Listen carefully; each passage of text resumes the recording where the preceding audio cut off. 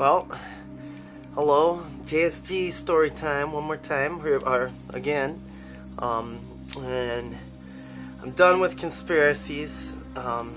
Locked all that up, got that out of my system, all that insanity, and we're just gonna move ahead. And in fact, I made a little game about the conspiracies called Revolution, but you can look for that if you want to see it online. But anyway, tonight we're going to touch upon demons and angels, or angels and demons, whatever you want to call it. We're going to talk about the afterlife, another dimension that's inhabited by spiritual beings that we refer to as demons from hell and angels from heaven. And this isn't about God or religion. We're not going to talk about theosophy, and I'm not going to explain. I'm not going to list demons and angels and say, what I'm not going to speculate. What I'm going to talk about is truth, or at least what I think is truth. What the truth that I see. Okay, so we're going to talk about demons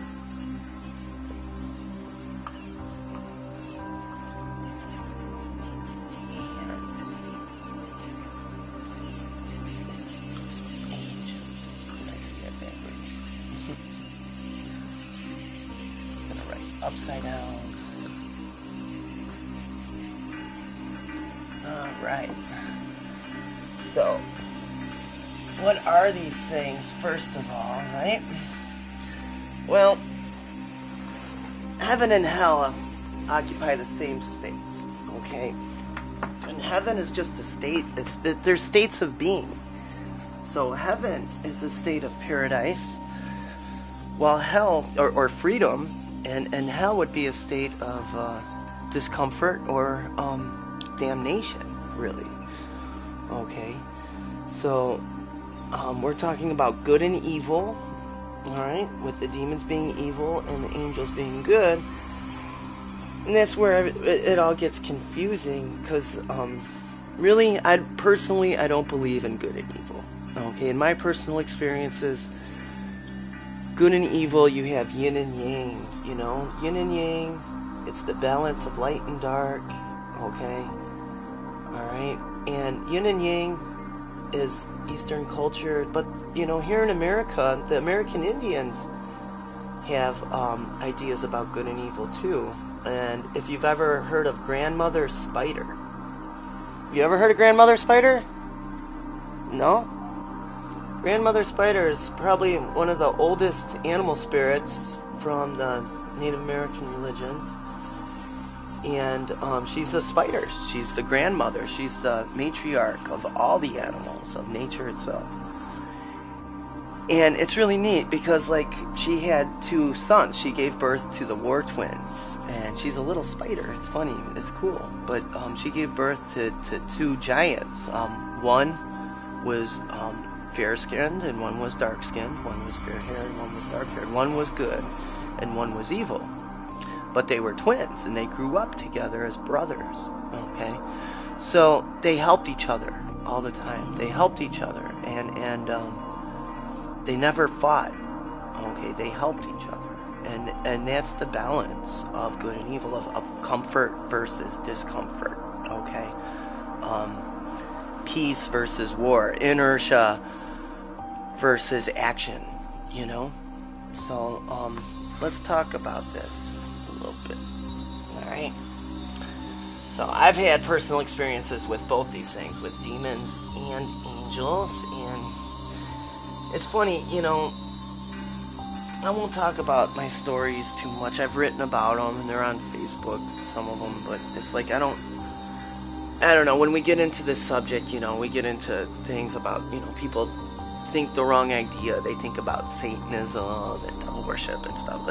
Give me a break, It's let's talk about your body, mind, and soul, okay? Let's make a little pyramid. Let's put your, oh, wait. I'm upside down. Alright, let's put your soul down here. Okay. let's put your body here and your mind here. Okay. So here you have 3 different consciousnesses, okay, that work within you. You have like your deeper consciousness and all your memories of maybe past lives or all your dreams, you know, whatever you believe. I don't want to tell you what to believe, so. But you have your soul, okay, your energy. Some of you might be agnostic and think of your soul just as your emotions, just as a chemical, electrical impulses that you call emotions that cause chemicals within your mind, okay? Well, these things, in their basic definition, your body even has a consciousness, okay? These things, in your basic definition, as an object, this would be the demon, okay? As an... And any object is a demon. It's in hell. It's damned. It's told what to do, okay? You know what I mean? It just serves you as an object, okay? All right.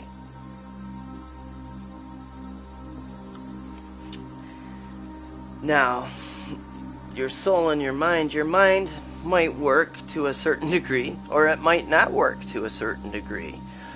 Your mind is what makes choices, okay? Your mind makes this decision, and that's what good and evil is always pulling towards. What kind of decision, you know, you weigh things out to make the best decision for yourself, or, you know, for the short run or the long run, depends what you want and how you go about things. Like as I said in the last conspiracies video, there's no such thing as good and evil, just people doing things, okay? So people can do something that's evil, people can do something that's good. That doesn't necessarily make them a victim to an evil force, or make them an evil force themselves, okay? It depends, you know. But this would be your angel. This is what we rely on, you know, when we're on the spot, you know. Just think of soul as the groove, you know. You want that groove, you need that soul, you know. You need the answers. You need something, and it's there for you, okay? So let's just call the angel a vibration, okay?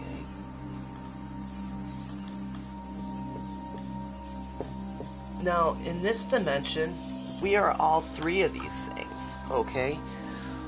We are our mind, body, and soul. We are our own demon, we are our own angel, and we are our own individual struggling between these things, okay? And they can play back and forth too, you know.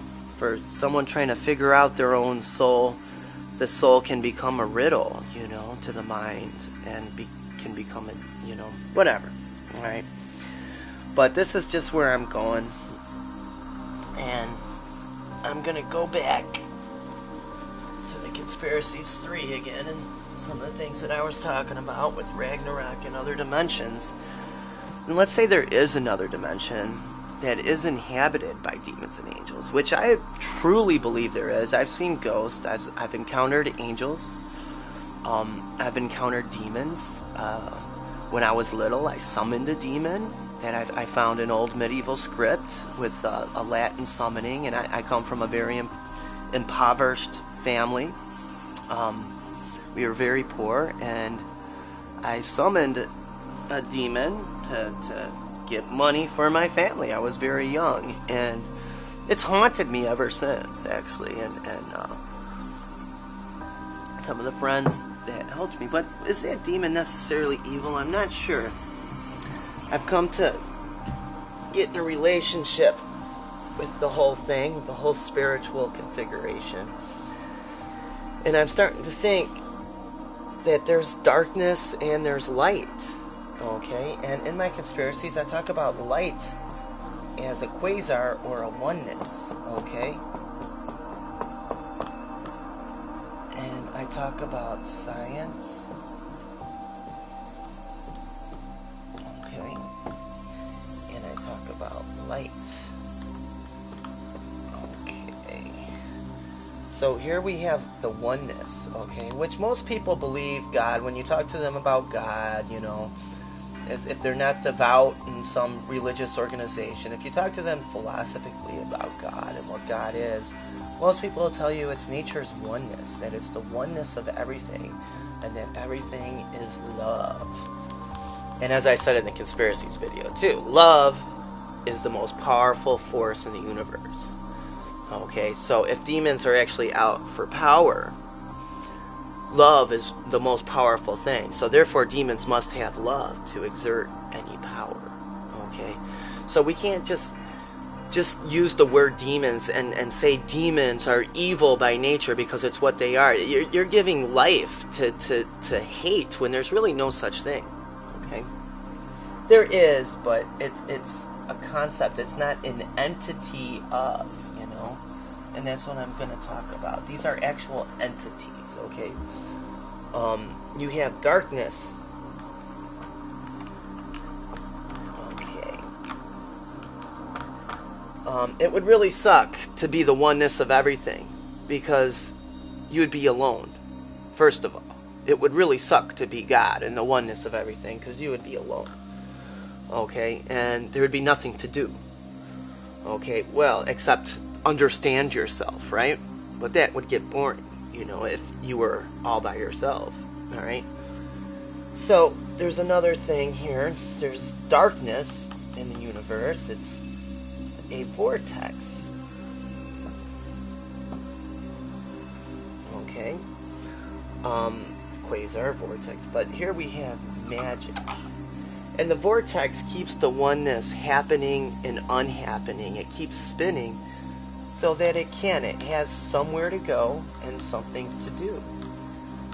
And how does the vortex work? It's magic. It's the mirror. You don't believe in it? Stare in your own eyes in a mirror for as long as you can without blinking. And see what happens. See what you believe after that. So, this isn't really what we're talking about, is it? We're talking about demons and angels. Okay. In the dimension of heaven and hell, there's a division. It's not so much up and down. It's more like past and future, because time works differently in that dimension. But there is one supernatural being for each law of nature, okay? There's one supernatural being that represents that law of nature, and they're ancient spirits, okay? And there's laws of magic, and there's laws of science. Okay, so we're going to talk about the laws of nature, which is really cool, because, like, you know, we're getting to a point where magic and science are converging right here in 2012, which is really interesting because it's like Judgment Day and all this shit. You know, people are gonna not freaking out. Nobody's freaking out. They'd probably be happier if they were freaking out because it's kind of neat because it's actually real. But where magic and science is converging, okay? And angels and demons will also converge, okay? And light and darkness will come together as we pass through the dark rift out in space. Okay, so here we have your angels. And angels are the laws of science. What's a law of science?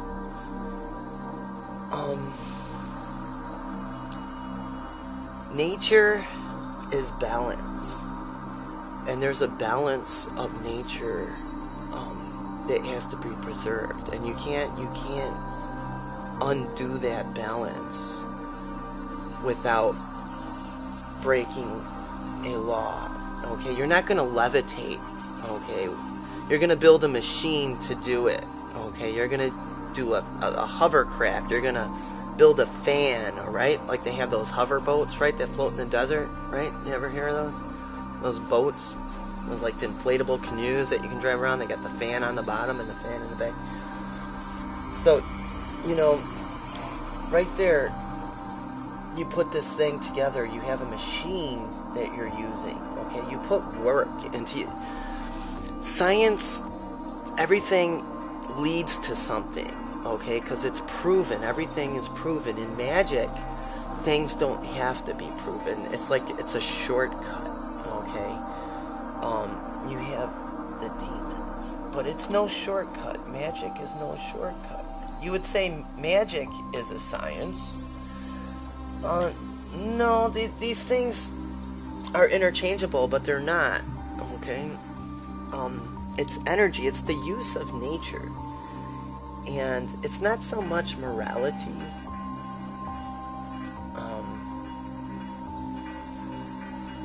But there's one angel for each law, okay? And they're powerful. They're like lasers. They're so powerful. It's just like, you know, you can't go against them. And as we proceed into technology, okay, and the pursuit of science, we're going to encounter these angels and the different laws that they represent and what they don't want in the universe.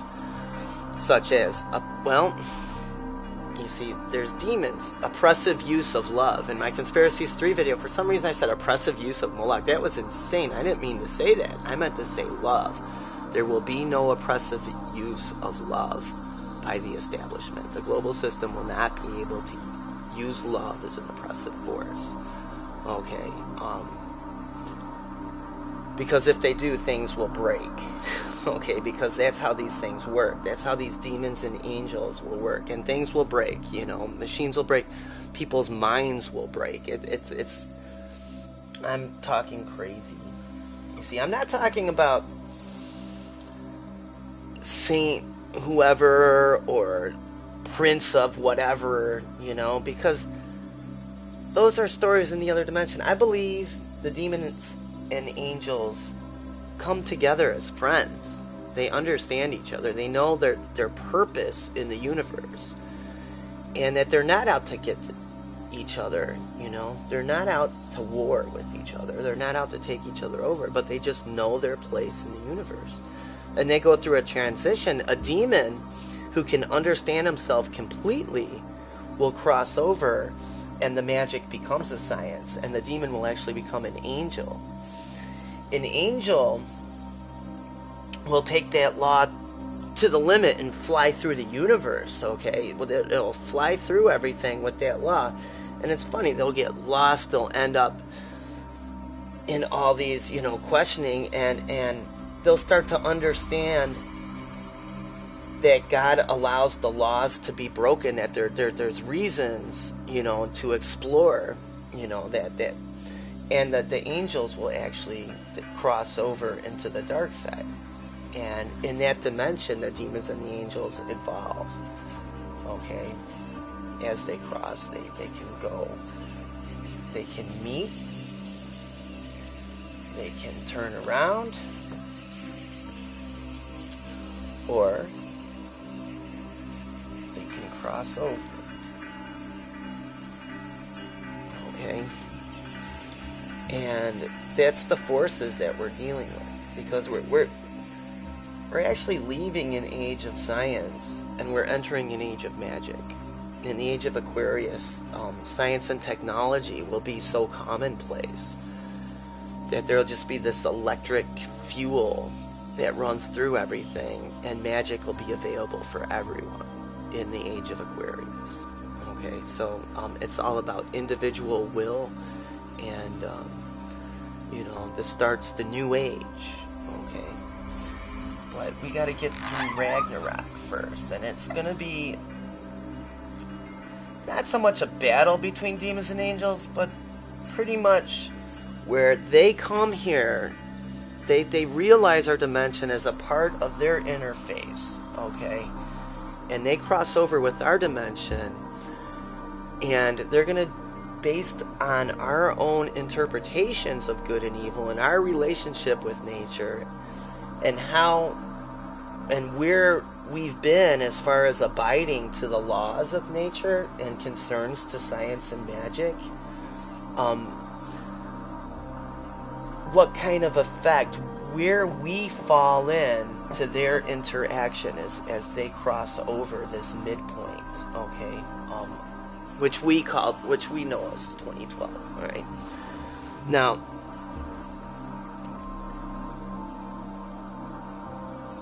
it gets weird because there's different types of angels and there's different types of demons. There's one of each, though. You'll have, never mind. You'll have one of each supernatural entity. Okay, you'll have one of each God, being of goodness. And you'll have one of each being of evil, of darkness. You say, you'll have one ghoul. You'll have one werewolf. You don't understand, and I don't need to talk about all that. Is there anything in concerns to this that I should talk about? Any questions that you have about what I'm saying? Just as someone who's watching me do this. Am I just being nuts? Do you want me to share some of my stories, personal stories, or with this stuff? Or? This is about angels and demons. Yes. And what they really are, but in any religion, it doesn't. How are these demons and angels represented in our dimension? It's really that political energy that surrounds us, okay, and the objects that surround us. How I talked about a demon as an object, okay, inhabited by an angel. Everything has a frequency or a vibration. Just because we exist here in this dimension as a thinking thing doesn't mean that the objects that surround us exist as something else in another dimension. So these angels and demons are actually represented, these laws are represented in the objects that surround us in our reality, okay, and it will give off a certain frequency or vibration,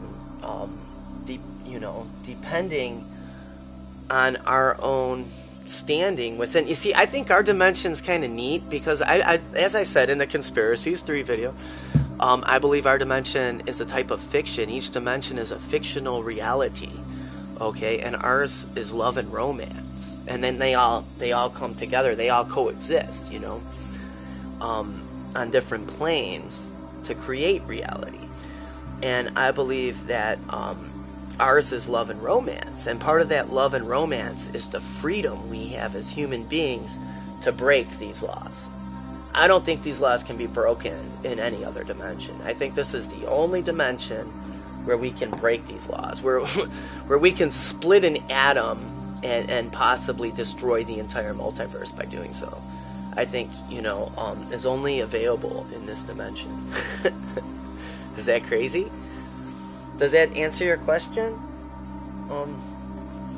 And the energy we get from these demons and angels, they inhabit, the energy comes from those objects around us, based on where we stand with these laws of nature and where we've gone with that, in our personal relationship, So, with that in mind, basically design some productive apparatus to enhance or modulate. Here we go into conspiracy, and that would be a conspiracy of energy, okay, to channel objects, to practice magic, okay. Once you go into that, or to build a church, okay, a cathedral, okay, once you get into those things, I think you're going to stir up the energies. You're going to create more of a channel from the energies from the other dimension, and you might even, depending on how far you go with it, you might even open up gates, okay, and allow the actual spirits to come in here.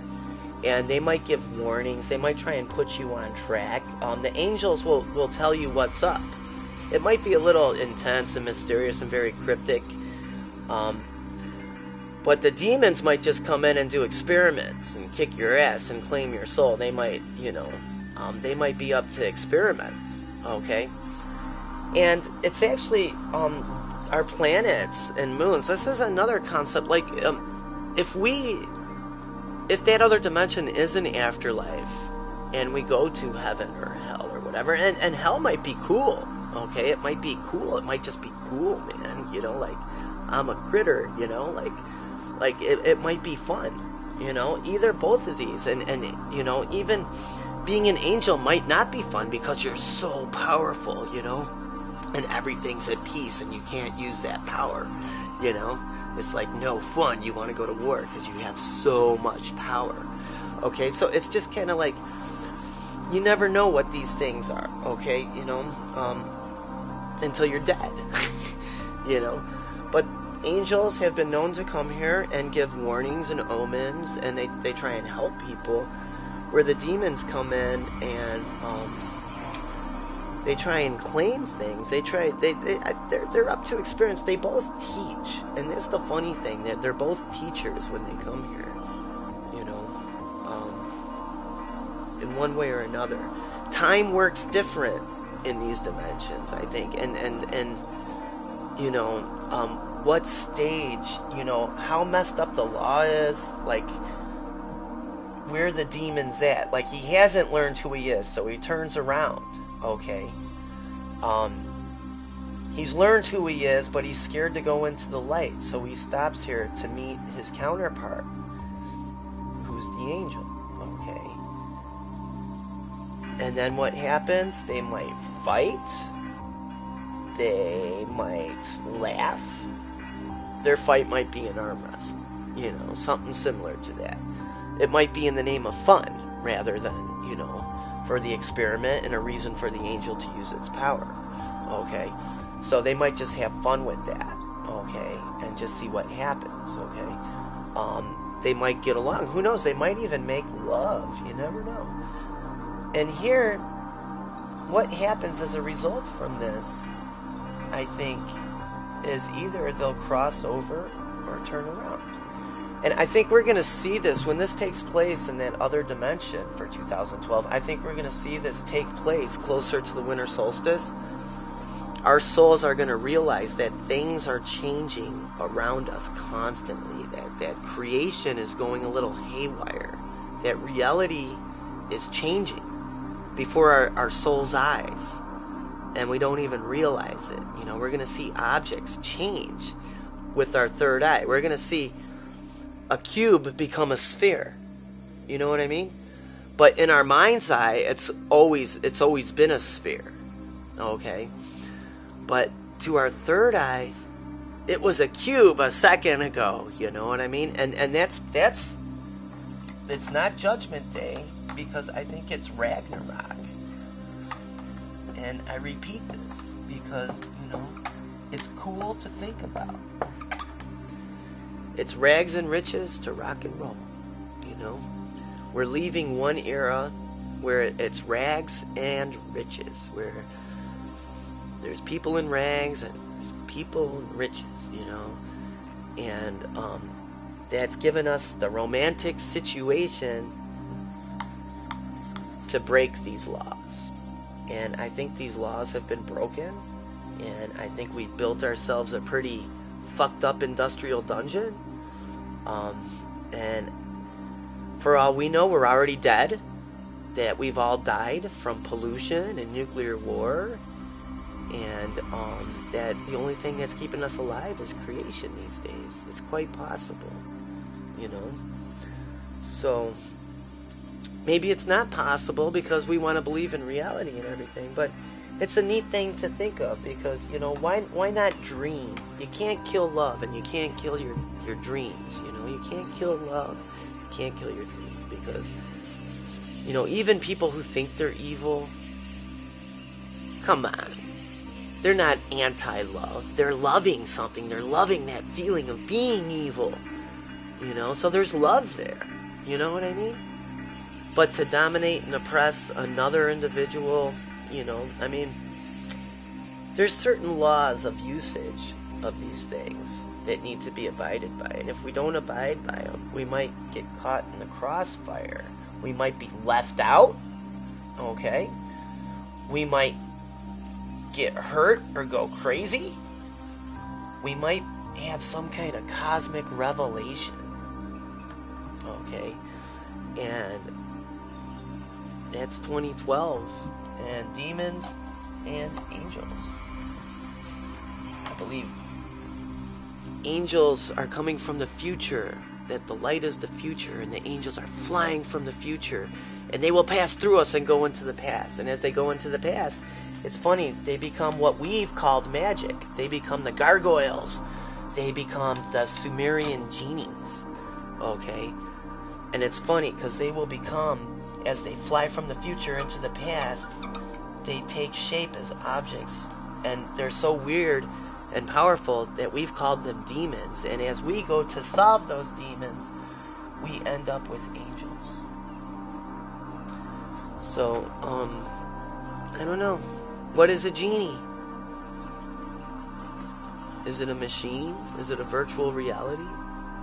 Is it Matrix? Is it a spirit that can create at will? You know, then what is God? You know, so that's going to be my next topic that I'm going to tackle, and it's going to be God. And that's conspiracies numbers, or not conspiracies, JSG presents numbers. So that's about it. So should we, I'm going to erase this. Anything else, you think? That was it. I think that does it. Give us a little bit of a flame on you. Yeah, you will give this a little ritualistic feel. That short explosion. Universal fires. We'll solidify this. You know, I don't know. There's a lot of beautiful things going on in the world right now. A lot of evil things, but a lot of beautiful things.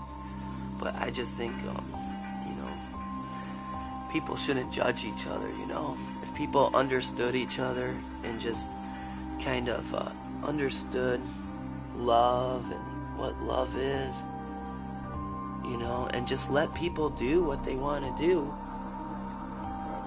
People don't want to hurt anybody. Oh, it didn't burn all the way. There we go. All the way. So, thank you for watching.